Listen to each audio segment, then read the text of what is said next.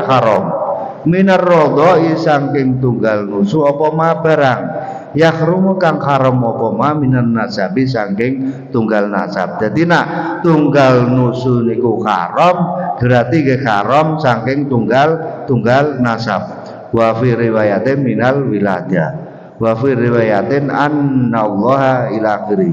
Innallaha satune Allah iku harrama ngaramake sapa Allah minar radha'i saking tunggal nusu ngaramake ma barang karama kang ngaramake sapa Allah minan nasabi saking tunggal nasab. Dados Allah niku ngaramake perkawis ingkang tunggal nusu nggih ngaramake disebabno tunggal nasab sami mawon.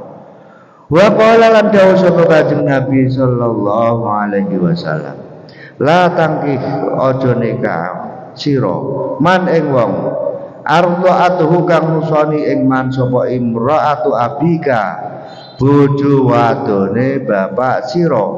Dadi sampeyan ora kena ngawini wong sing disusoni marang bojone bapak sira, berarti ya dulur, dadine dulur tunggal nusu. Walam ra'atu benika lan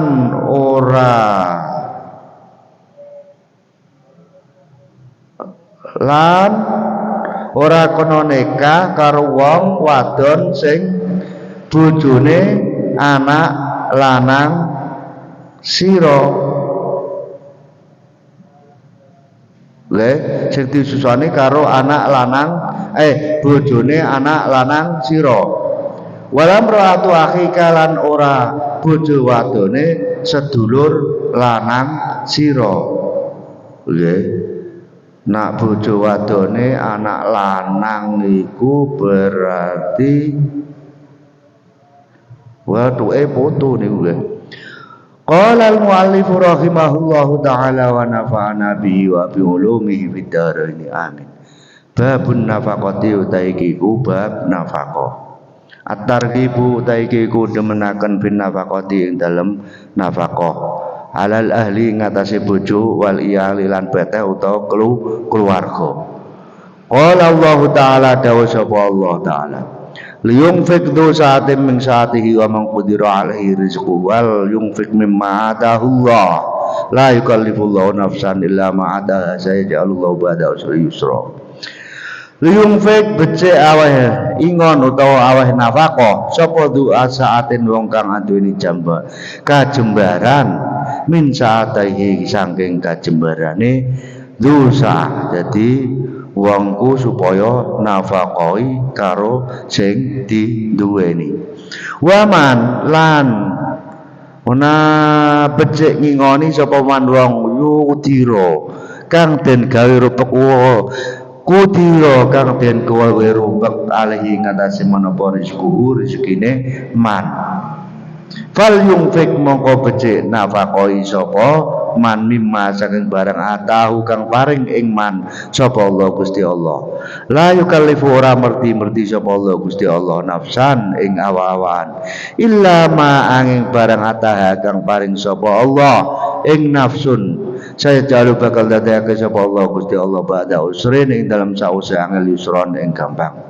Jadi wong sing duwe kajembaran ning gone rezeki ya supaya nafaqoi kanggo rezeki sing dinduweni. Nak wong iku rupek utawa sempit rezekine supaya nafaqoi karo perkara sing diparingno Allah marang dheweke. Mergo napa? Mergo maksude nggih sak duwene maksude mimata Allah. Mergi napa Allah niku mboten badhe meksa dhateng tiyang kecuali kalih perkara ingkang sampun dipun paringaken. Dan Allah iku barang akan napa niku bakal dadekno kemudahan sak badanipun ngalami kesulitan. Dadi nek wong anduweni kajembaran rezeki nggih supaya nafaqoi kanggo napa nganggo kajebaran rezekine niku nak diparingi sempit rezekine supaya wong iku ya nafakoi karo perkara sing diparengake Allah marang dheweke nggih maksude sak duwene nggih mergo napa Allah niku mboten meksa dhateng tiyang napa kecuali kalian perkawis ingkang sampun dipun paringaken wa qala lan dawuh sapa Kanjeng Nabi sallallahu alaihi wasallam awalu mau tawi kandhawitane barang yudau kang den selehake apa mafi mizanil abdi ing dalem timbangane kawula nggih iku nafaqatuhu nafaqoe abad ala ahli ngatasé keluargane abad dadi kawitane ngamale abad sing ditimbang nggih kawitan amale abad utawa manusa kawitan amale kawula sing ditimbang iku menapa nafaqoe kawula maring keluargane mulane banget pentinge mikirno nafkah masalah keluarga nggih niki sing mesti kewajibane tiang-tiang jaler nek ana wong polahe wong wedok polahe rakur nggih duka niku tapi sing jelas masalah niki tanggung jawabe tiang jaler jadi kawitan amale wong ditimbang niku napa masalah nafaqoe dateng keluargane wa qala lan dawuh sapa Kanjeng Nabi sallallahu alaihi wasallam afdalu dinarin utawi utamane dinar yungfikuhu kan nanjakake ing dinar sapa ar-rajulu wong lanang iku dinarun dinar yungfikuhu kan nafaqahake sapa rajul ing dinar ala iyalihi ing ngatasé bate rajul wa dinarun lan dinar yungfikuhu kan nafaqahake sapa rajul ing dinar ala dabati ing ngatasé hayawane rajul fi sabilillah krana bela agamane Allah. Dadi utama-utamane dinar nggih sing dinafakana karo wong yaiku dinar sing dinafakana kanggo keluargane. Dadi dinar sing luwih utama yaiku dinar sing dinafakana kanggo keluargane. Terus dinar sing dinafakana kanggo karyawan sing kayawan iku mau dinggo peperangan bela agamane Allah. Wa dinarun lan dinar yung pikuhu kan nanjake sapa rajul to nafaqahake sapa rajul ing dinar alaskabihi ing atase pira-pira kancane rajul fi sabilillah krana bela agamane Allah. Jadi terus napa dinar sing dinafaqahna kanggo kang kancane sing bela agamane Allah. Nggih niki urutane ngeten Jadi dinar sing luwih utama niku dinar sing dinafakana kanggo keluarga. Terus dinar sing dinafakana kono kanggo karyawan sing dinggo perang bela agamane Allah. Terus dinar sing dinafakana kanggo kanca-kancane sing bela agamane Allah. Wa qala lan dawuh sapa Kanjeng Nabi sallallahu alaihi wasallam. Wa mau tai bareng at'amta kang aweh mangan sapa sira nafsaka ing awak sira. Iku fahuwa mongko utai malaka kedue sira iku sedekahun sedekah. Dadi perkara sing mbok wehno ning gone awakmu kanggo mangan ya. Dadi perkara sing mbok pangan iku merupakan napa sedekahe awake sampean. Wa mau tai bareng atamta kang aweh mangan sapa sira zaujataka ing bodho wadon sira iku fahuwa mongko utai malaka kedue sira iku sedekah ketulun sedekah. Dadi perkara sing mbok wehno bojomu kanggo mangan iku merupakan sedekah. Dadi sedekah iku ora kok kudu ning gone wong liya, malah justru sing apik ning gone keluarga. Mulane wong ku kadang-kadang ngukur mikir diwah wong, dipuji wong, weweh ngalor ngidul bojo anak bojone utawa keluargane mboten diopeni. Padahal sing luwih apik napa niku sedekah niku kangge kagem keluarga. Dadi perkara sing mbok wehno kanggo bojomu, sing mbok wehno bojomu kanggo mangan niku napa merupakan sedekah. Wa ma utai barang amta kang aweh mangan sira khadimaka ing pelayan sira utawa buruh sira iku fahuwa mongko utawi malaka keduwe sira iku sedekah lan perkara sing mbok wehno pembantu sing dienggo mangan iku ya merupakan sedekah kanggone awake sampeyan. Mulane ora usah mikir ado-ado, pikirno wae keluargane sampean. Oh, nang wae keluargane iku ora gaya, ora diketok wong, iku apa sing marai nafsune sing ngoten niku sing marai ngrusak perkawis, nggih. Emot-emot niki. Sing penting napa? Sedekah niku sing langkung utami dhateng keluarga.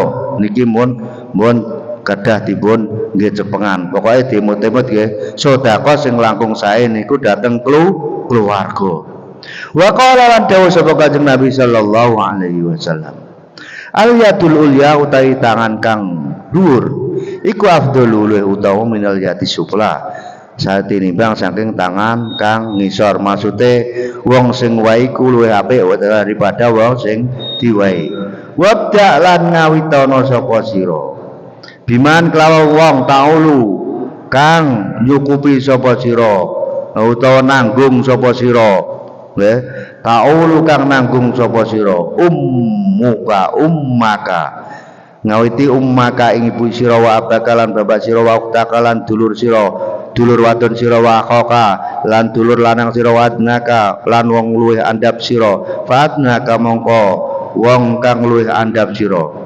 Dadi nak sampean sedekah iku ngawitana nggih, nak sampean sedekah nggih, sedekah utawa nafkah niku sing luwih apik ngawiti maring wong sing dadi tanggung jawabe sampean.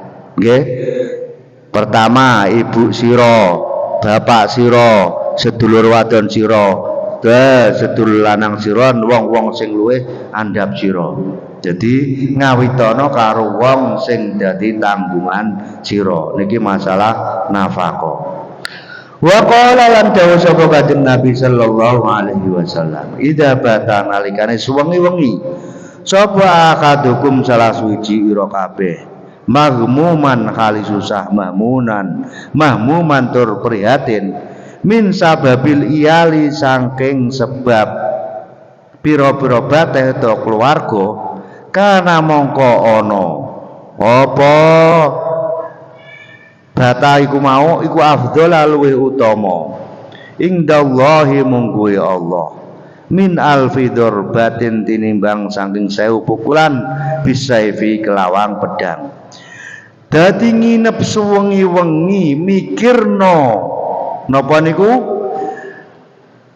nggih suwengi-wengi wongku dalam keadaan susah lan prihatin mikirno nafkahe keluarga iku luwih utama daripada napa kenging sebetan padang kenging daripada napa 1000 pukulan pedang daripada kenging 1000 sabetan pedang. Dadi wong melek suwengi dalam keadaan susah lan prihatin mikirno nafkahe utawa mikirno nggih nafkahe keluargane iku luwih apik daripada napa 1000 pukulan utawa sebetan pedang krana bela agamane Allah. Dadi nek wong suwengi-wengi susah mergo sesuk dienggo mangan apa ora ana iki jenenge prihatin lan susah mikirno sesuk mangane anak bojoku apa dene suwengi ora iso turu mergo mikirno iku ngono iku lho luwih apik daripada napa kena sebetan 1000 pedang krana bela agamane Allah.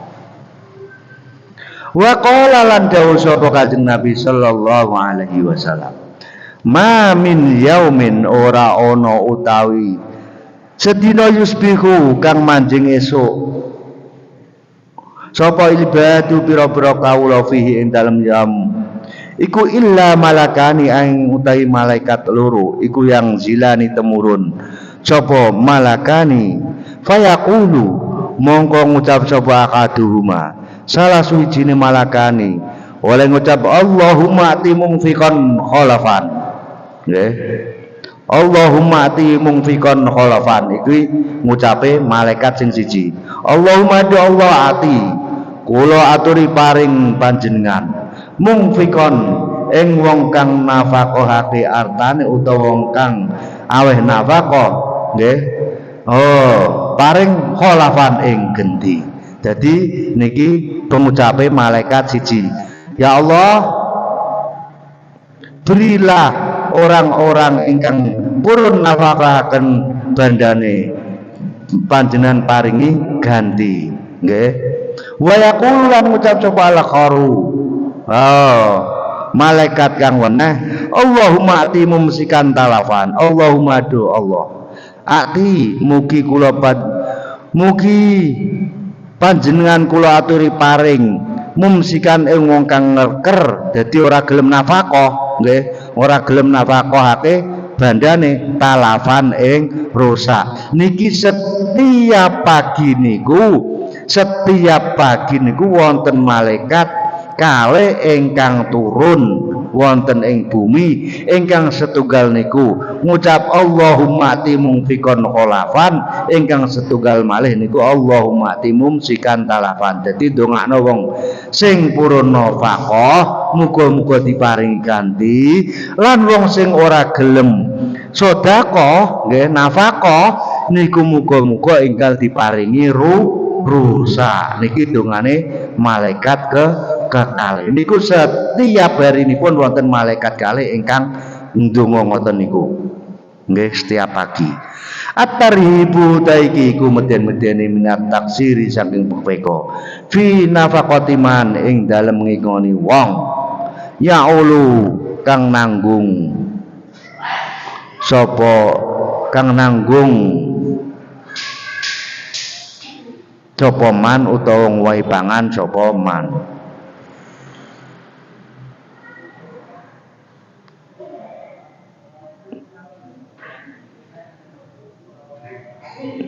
Kang nanggung sapa wong ing man. Kala dawuh sapa Kanjeng Nabi sallallahu alaihi wasallam, at-tarhibu taiki iku meden-medene minyak taksiri saking pepeko fi nafaqati man ing dalem ngingoni wong ya'ulu kang nanggung sapa wong ing man. Kala dawuh sapa Kanjeng Nabi sallallahu alaihi wasallam, kafa bil mar'i isman, kafa nyukupi bil mar'i kelawan wong suci apane isman dosane apa ayu doyi anyentoni yakni akan sapa mar'u man ing wong yakutu kang wai pangan sapa mar'u ing man. Jadi wong sing niyak-niyakno karo tanggungane iku napa dosane banget agenge kafa bil mar'i itman.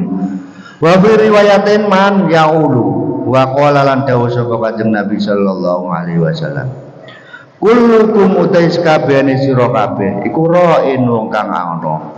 Dadi sedaya tiyang niku tiyang ingkang angon. Wa mas'ulun lan bakal den takoni sapa ra'in an ra'iyati saking rereksane utawa pangonane utawa rakyate kul.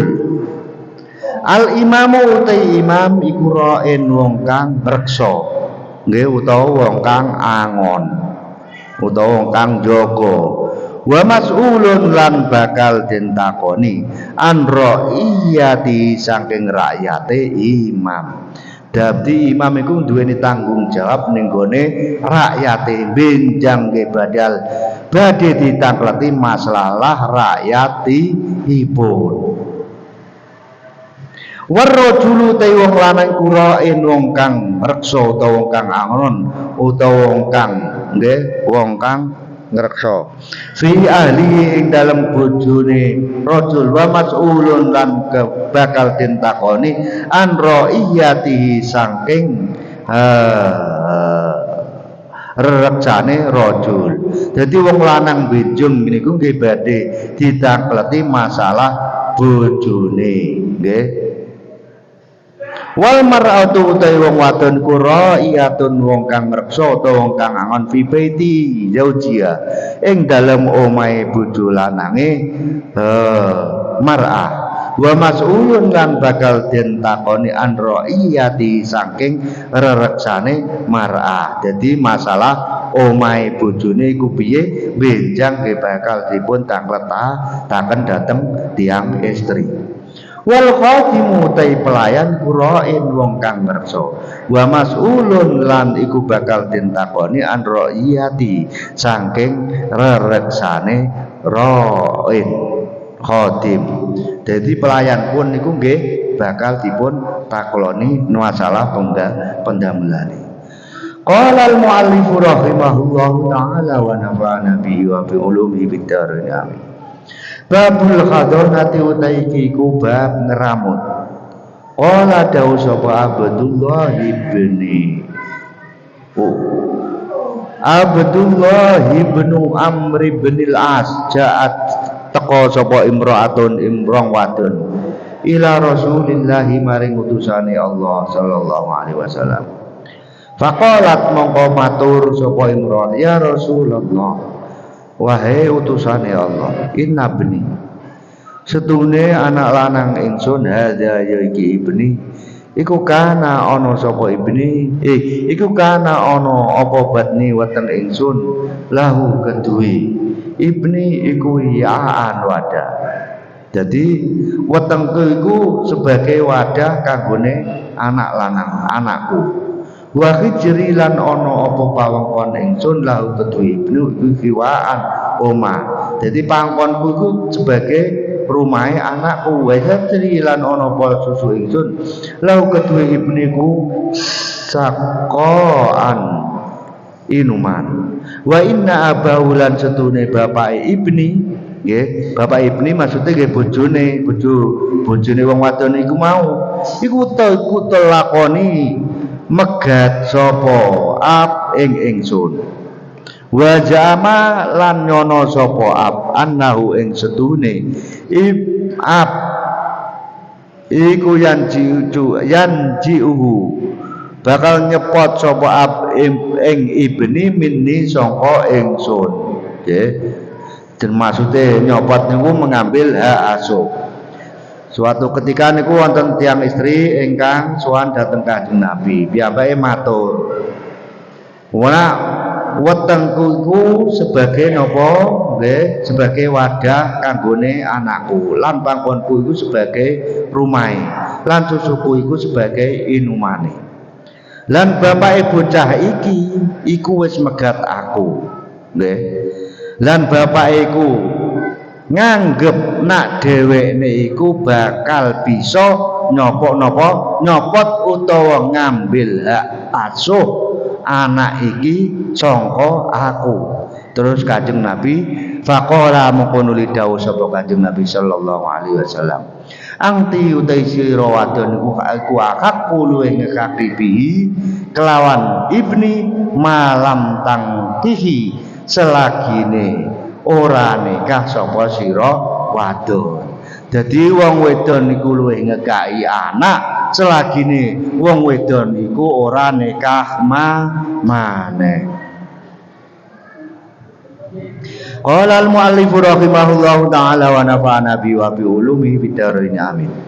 Babul jinayati utai iki bab natoni At-tarhibu taikiku meden-medeni min qatlil muslimi saking mateni wong Islam abdan kelawan nejo utawa sengaja. Nggih. Jadi masalah nyawa niku masalah ingkang berat sangat.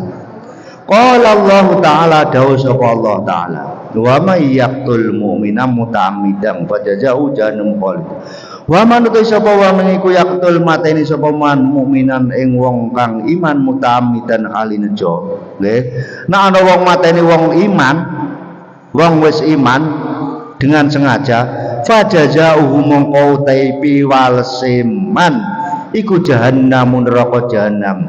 Khalidan kali langgeng fiha ing dalem jahanam. Nggih. Wa ghadibalan bedoni sapa Allah Gusti Allah alaihi ing atase man. Wala anahu lan laknati sapa Allah ing man. Wa adda lan nyawisake sapa Allah lahu maring man adaban ing siksa adiman kang agung.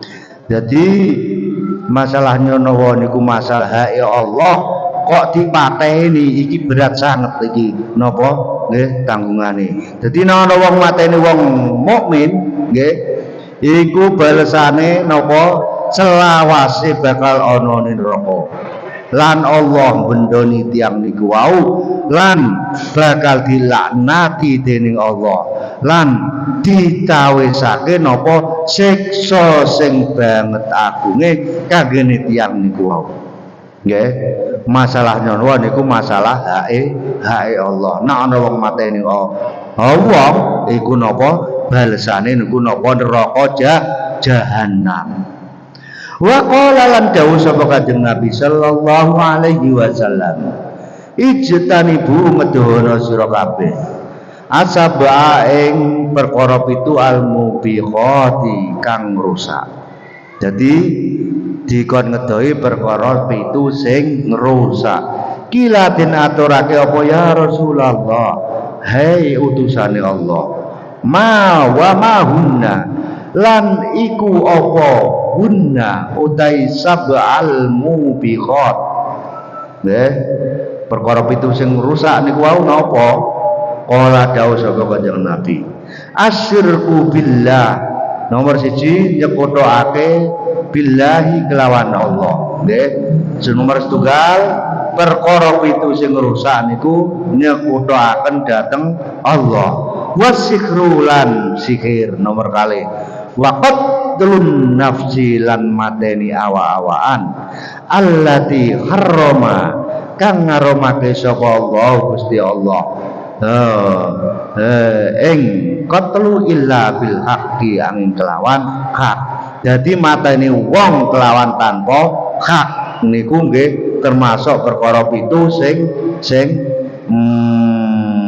ingkang rusak. Wa aklu malil yatimi lan mangan bandane bocah yatim. Wa aklu riba lan mangan bondo riba. Sing angel niku nek kula pikir nak saat niki urip wonten keadaan ngeten niki sing angel dipun hindari napa aklu riba niku lho. Mergi napa riba niku bondo ingkang piye angel bedakno kadang-kadang niku nggih. Mulane ingkang atos-atos masalah makan makanan nggih. Niki termasuk mangan bondo riba niku termasuk perkara pitu ingkang ngrusak. Wa tawalli lan mungkur utawa mengo yaumaz zakfi ing dalem dinane uruh kete perang nggih.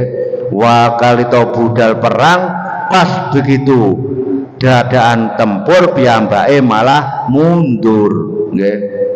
Wa qadful muhsanati lan dalih pira-pira wadon kang den reksa. Dadi ngarani zina wadon kang den reksa niku maksude wadon sing ijek duwe sing duwe bojo. Al ghafilati kang lali saking zina, al mukminati tur pira-pira wadon kang iman. Dadi perkara pitu niki perkara sing ngrusak nggih ingkang saged ngrusak niki supados dipun tebihi. Wa qala lan dawuh sapa Kanjeng Nabi sallallahu alaihi wasallam, la yazala ora kincir-kincir sapa al mukminu. Wong mukmin iku fi fashatin ing dalem kajembaran min dini saking agamane mukmin. Malam yusib selagine ora ngenani sapa mukmin adaman ing getih haroman kang haram. Dadi wongku tetep mendapatkan kejembaran agamane selagi ini wong iku ora mileno getahe wong, nggih, ora ngenani getahe wong sing diharamno untuk dikeluarkan. Wa qala lan dawuh sapa Kanjeng Nabi sallallahu alaihi wasallam, la jawalud dunya yakti utawi ilange dunya jami'an kali kabeh iku ahwanu luweh manyar utawa luweh enteng. Nggih. Allahi mungguhe Allah. Dadi ngilangno donya kabeh donya iku mungguhe Allah napa enteng. Nggih. Ngilangi donya niku mungguhe Allah napa enteng. Mindamen tinimbang saking darah utawa getih sufika kang den ilake apa dam bigoiri kakin tinimbang kelawan tanpa hak. Jadi ngilangi dunia kabeh dunia niku mungguhe Allah enteng daripada getih ingkang dipun ilekaken kelawan tanpa hak, maksude daripada mejahi tiyang kanthi boten hak niku luwih abot niku nggih. Mergi nyawa niku hake Allah. Nek ana wong dipateni niku nggih niku masyaallah naudzubillah. Qala lan dawuh sapa Kanjeng Nabi sallallahu alaihi wasallam, law anna ahlas sama' lam tasutuni ahli langit wa ahlal ardi lan ahli bumi nggih iku istaraku sekutonan sapa ahlas samawat lan ahlil ardi sekutonan fidamin mukminin ing dalam getahe wong mukmin ala akab bahum mongko nyekti bakal jungkelake sapa bakal jungkelake ing ahlas samawat lan ahlul ardi sapa Allah Gusti Allah finari ing dalem geni. Dadi lamun ana ahli langit sae ahli bumi iku mateni wong mukmin nggih, lamun ana wong ahli langit lan ahli bumi iku kumpul dadi siji mateni wong mukmin, wong iku kabeh bakal dijungkelno ana neraka nggih. Mulane sing atos-atos masalah niki. Wa qala lan dawuh sapa Kanjeng Nabi sallallahu alaihi wasallam, manutai sapa wong iku ana nulungi sapa man ala qatli mukminin dise ngene nika bantu mateni wong mukmin ala qatli mukminin ing atase mateni wong kang iman. Oleh bantu bisa tri kalimatin kelawan separone kalimat. Contone ana wong go padang goleki wong ape dipateni ditakoni anu mang si aman endi dene roh didudono. Lah iki jenenge bantu sak kalimat. Nak ngono iku lakia mongko bakal ketemu sapa man Allah ing Allah maktuban khalidin tulis bena ainaihi ing dalem antarane meripat lorone man apa ayisun min rahmatillah. Jadi ning antarane mripat loro niku ditulisi aisun min rahmatillah. Maknane piye? Aisun wong kang putus min rahmatillah saking kawelasane Allah. Dadi nek ana wong nulungi wong mateni wong, bantu mateni wong, oleh bantu iku mau nganggo separone kalimat utawa sak kalimat, wong sing bantu niki mau besok dina kiamat ning gone antarane mripat lorone bakal ditulisi tulisan aisun min rahmatillah, sing maksude niku wong iki wong sing putus teko rahmate pangeran. Mulane nek masalah pembunuhan niku ingkang atos-atos niki mergo perkawis ingkang sanget dipun benceni dening Allah. Wa qala lan dawuh sapa Kanjeng Nabi sallallahu alaihi wasallam, man utawi sapa wong qatala mateni sapa man ka muahidan ing kafir muahid Nggih. Kafir muahid iku kafir sing janji akad damai. Lam yurih mongko ora bisa mambu sapa man raikatal jannati ing gandane swarga.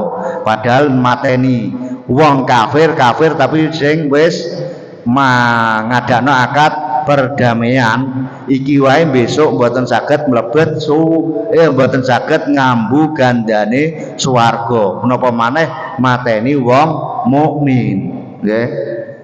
Wa inna riha la setune ambune jannah iku yujadu den temu apa riha mimma sirati arba'ina saking pelakon 40 apane aman taune.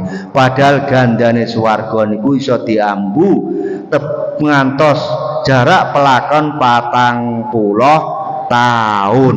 Niku mawon wong sing mateni kafir wis wong sing mateni kafir muahid niku mboten badhe saged ngambu gandane swarga. Qala al-mu'allif rahimahullahu taala wa nafa'ana bihi wa bi ulumi bidarin amin. Summa qala wallahu a'lam bisawab. Maulaya sholli wa sallim